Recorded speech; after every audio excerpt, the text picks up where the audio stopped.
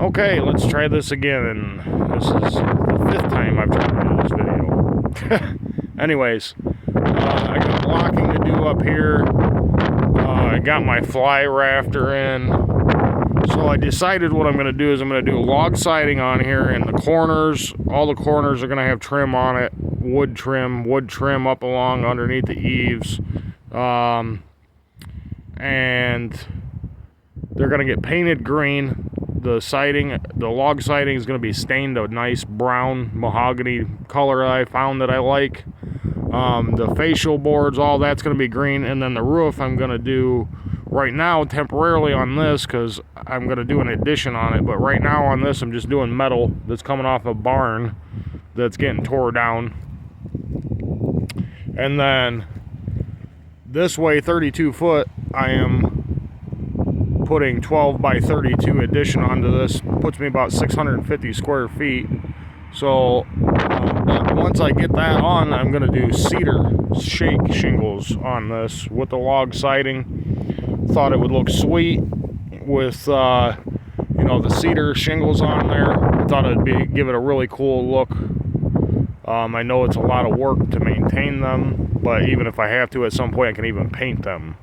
So and then at that point it's just when the paint starts flaking, power wash it and paint it again. Right here I'm doing an 8x8, 8x12, something like that shed to do a bathhouse slash, it's going to have a well run into it, and it's going to have a sink, wash, laundry in there, you know, washer in there. I'm not going to have a dryer, I'm just going to hang dry clothes.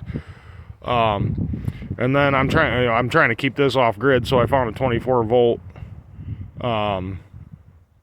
actually 12 or 24 well pump that pumps 580 gallons an hour, so easily will keep up with me taking a shower or my washer or any of that. This over here, I want to put a 30 by 50 barn in for my business so that I can have a wood shop for my business, storage for tools, stuff like that. That's where I'm gonna probably have a meter pole dropped out here for that, just because for me to have a solar or wind set up to run that amount of tools, it's just gonna cost me more money than it's worth. I might as well just put a pole in. So maybe someday down the road I'll put a, you know, windmill in for it, or a bunch of solar or whatever. I just right now I don't have money like that. So I mean, I don't know, I'd have to do the math on what kind of power that's pulling, but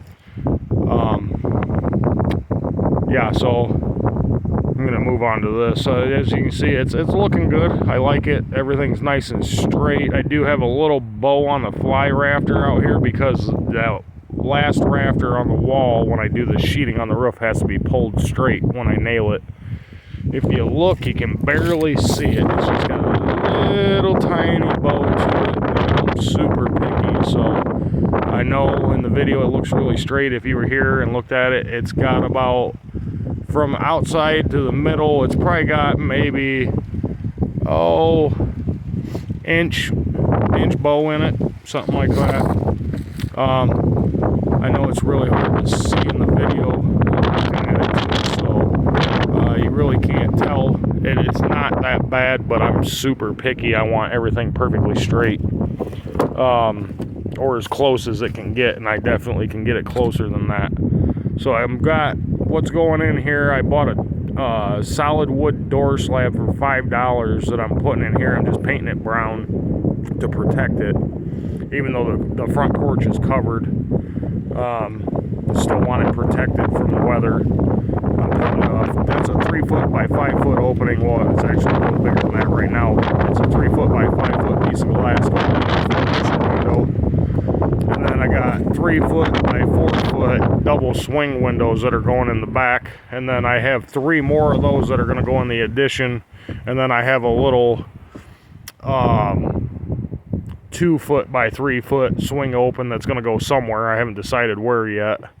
And then on the back side, I want to do probably a double door, French door, out about right somewhere in here, so that right here in this, I can put a deck back here.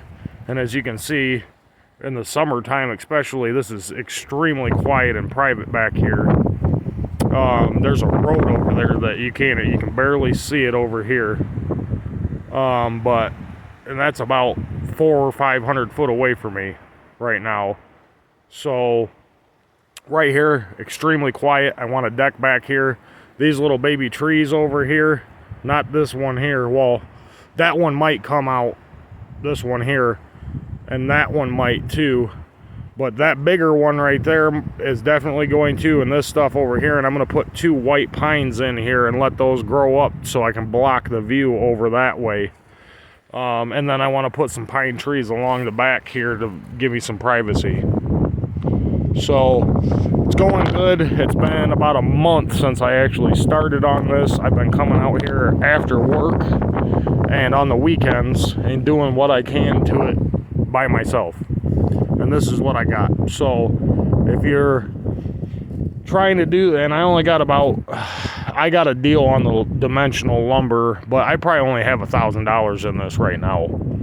So, and this is 12 by 20, minus the porch, obviously, but from the front here all the way to the back is 20 foot and it's 12 foot wide. So, I mean, and really it cost me more to do the porch than what it would have cost me to do this, because I mean it's the same amount of sheeting and everything, but it cost me a lot more 2x4s to do that than to just run this straight out, because I had to build the corners up and I had to put nailer L-bucks in to nail the walls too, and you know, and then up here I'm putting, this is actually going to be a loft above this, so I got to run my joists for the loft up there, and the ceiling's got to get nailed to it out here, and then insulation put in there, and then the floor on.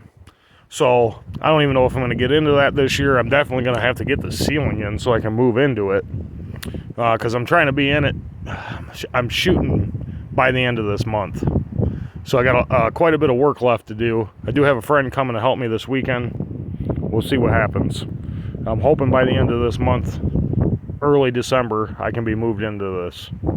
So I'm not putting any siding on it right now. We're just going to house wrap it and put the corner trim on to hold the house wrap on just for the winter, so that